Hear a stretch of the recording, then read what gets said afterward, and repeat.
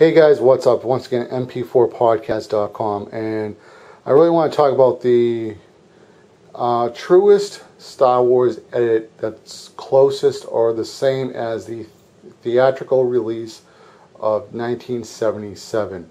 And the only way to watch this version is on Laserdisc.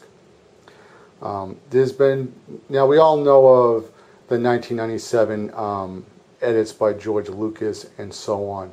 However, there have been small audio edits throughout the years. A lot of people really don't know about unless you were a super hardcore Star Wars fan. Now, I will admit, I love Star Wars, the original four.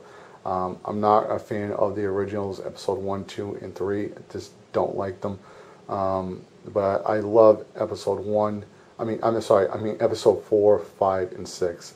To me, this is episode 1. I mean, I don't even call it episode 1. It's just Star Wars. For what I remember now, when Han and Luke go into that control room to try and find where Leia is, when R2-D2 hacks in or whatever, there's like an audio edit that's where 3CPU explains where she is.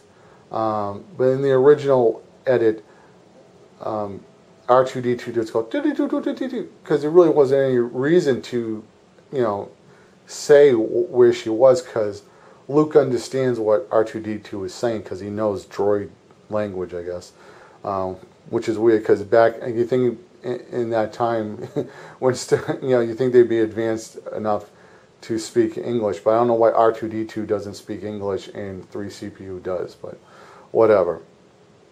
I also heard there have been some Jawa edits. I think when the Jawas were, looking, scoping R2-D2 when he's walking by him, strolling by himself. There's a couple audio edits where you hear whatever how Jawas talk. There's some audio edits. This is the truest. I don't think the Jawa audio is in this one. And also, where you hear 3CPU tell where Leia is. Now there is a problem with this printing.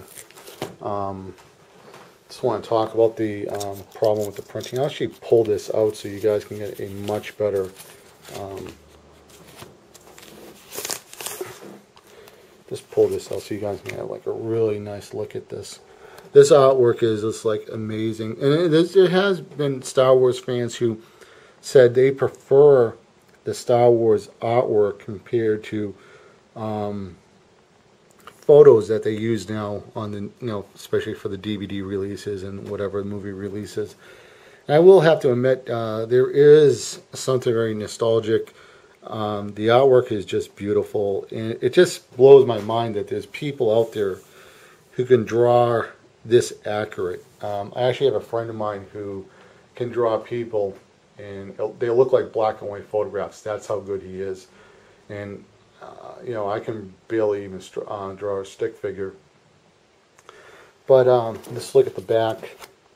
Now I'm going to try and find some information about the problem with this disc. So I'm going to have to do some research, so there may not be some information in the info box down below.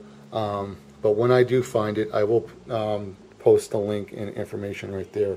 Because it's the last time I tried to look for that website, it was a little hard to find. As you can see, a huge, amazing Darth Vader layout on the Laserdisc. These are, if you ever see the movie The Rock with Nicolas Cage and how he makes a big deal, how he gets, a Beatles original album, he just goes berserk. He has the original. That's how Laserdiscs are, in a lot of ways, are. Even though I don't watch these, there's some Laserdiscs I don't want to ever give up.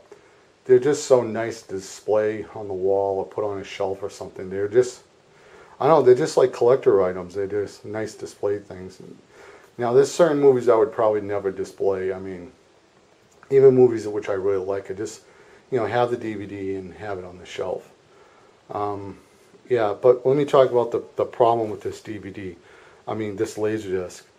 Now, um, the movie is, I think it's like, I don't know, 14 by 9, or it's not 16 by 9, or 8, it's 18 by 9. I'm not really quite sure the ratio George Lucas used. But, you know, this is a 4 by 3 ratio, because when this came out, everybody had 4 by 3 ratio. So the widescreen was in a 4 by 3 ratio. Okay, so you have a square, well, not really a square, but close to a square, and then you put the rectangle in there.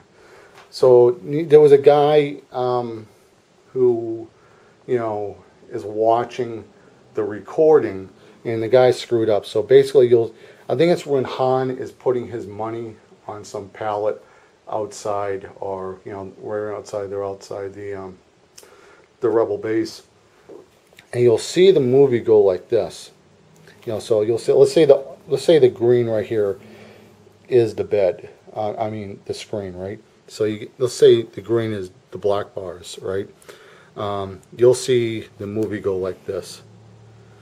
But there's enough at the bottom and the top, so you just see some more at the bottom than at the top. But it's not layered right. I guess for historical reasons, or, you know, just to have that weird image or whatever, I can kind of see even having a bad copy in your collection. I don't have the perfect copy. I don't have the good copy. It's hard to get, I guess. It's, you know, you have to look at the date. You have to email the seller from eBay and make sure you're getting the right copy. So it's a little bit of a pain. But these are so cheap. I mean, people sell these on eBay for $5. So even if you had to buy a couple, you're probably bound to get one that doesn't have the problem. However, I do want to say something about Laserdisc collection. I know there's some people on YouTube, such as Laserdisc Dude from Australia and Murphy. These guys are a little lucky that they have a SCART output on their PAL machines. However, if you live in North America, probably Mexico, I think Mexico's NTSC, or maybe a few other countries in South America and Japan, 99% of the time we're stuck with S-Video, and S-Video doesn't really look that good on an LCD screen, really. So if you are if you're interested in collecting these movies for NTSC purposes, I would probably recommend a few things. One, try to hunt down a Laserdisc player that has component output. It's going to be a huge help. Two, I think I've read, don't quote me on this, that there have been people who have modded their Laserdisc players to have component output. I'm not really a good person to solder, so it's something I'm probably never going to do. Maybe I can bring it to a shop and have my Laserdisc player modded. I have one of the Laserdisc players that has the built-in DVD drive, and you know, I don't have a component, I only have S-Video. So I will say this though, if you really want to get into Laserdisc, you can probably buy a PAL Laserdisc player from eBay, okay, and then capture the footage with an HD PVR. What you would have to do, you have to get SCART output, and then get a SCART adapter. So you plug in the SCART into the Laserdisc player, the cable. Then SCART goes to a box with outputs component, and then you can capture that into an HD PVR. And the reason why I say that, because the HD PVR records exactly what it sees. It's dead on. I did a recording of a TV show that aired, I own it, on Xbox 360. I can't remember the show. It was ABC Family. It was based off of a comic book. It's about this guy who has a lot of gadgets, and he has this girl as an assistant, and they go solving these crazy mysteries and so on. I actually did a capture of that just to see the quality from the HD PVR, and I actually could not tell the difference from the original file, which is on the Xbox 360 hard drive, or the capture that I did from the HD PVR. They were dead. It was exact copy. That's how good the quality is from the HD PVR. Now I will also say this, even if you are in PAL and you can do a component Capturing your Laserdisc to HD PVR is probably something you may want to be looking into, just because keep in mind that Laserdisc players are not going to last forever, and if you can minimize that wear and tear on those machines, that might be something you may want to look into, and maybe just watch like really important things, the movies you just love the most, maybe on the original hardware. However, if you're doing other things or you just want to like cut down the play on those machines, an HD PVR will give you the exact same look.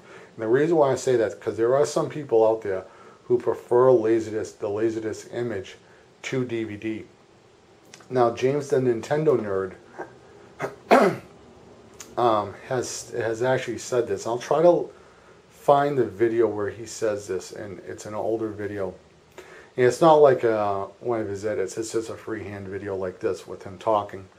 He talks about the smoothness and the organic look of Laserdisc and how it is. And he actually says he prefers it more than DVD.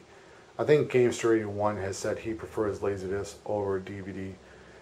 I don't know how to explain it if you've never seen one, but it just has some type of organic look to it. I don't know if it's something in encoding or how Laserdiscs are made or whatever, but there's something a little bit different.